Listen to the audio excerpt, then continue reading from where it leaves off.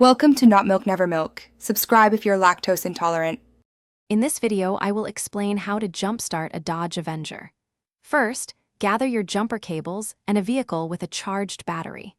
Position the working vehicle so its battery is near your Avenger's, but ensure the vehicles do not touch. Turn off both engines and engage their parking brakes for safety. Always wear safety glasses and gloves to protect your hands and eyes during this important process. Now, let's connect the jumper cables correctly. First, attach one red, positive clamp to the positive terminal of your Avenger's dead battery.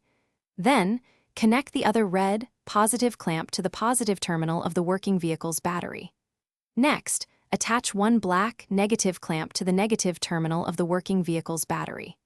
Finally, connect the remaining black, negative clamp to an unpainted metal surface on your Avenger, away from the battery. With the cables properly connected, it's time to start the process. Begin by starting the engine of the working vehicle. Let it run for approximately 5 minutes. This allows some charge to transfer to your Avenger's battery. After this brief charging period, attempt to start your Dodge Avenger. If it doesn't start immediately, wait another 2 or 3 minutes before trying again. Once your Avenger is running, it's crucial to disconnect the cables in the reverse order. First, remove the black, negative clamp from your Avenger's metal surface.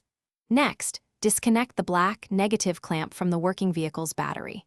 Then, remove the red, positive clamp from the working vehicle's battery. Finally, disconnect the red, positive clamp from your Avenger's battery. Drive your Avenger for at least 30 minutes to ensure the battery recharges fully. Thanks for watching. If this was helpful, leave a like and consider subscribing. See you next time.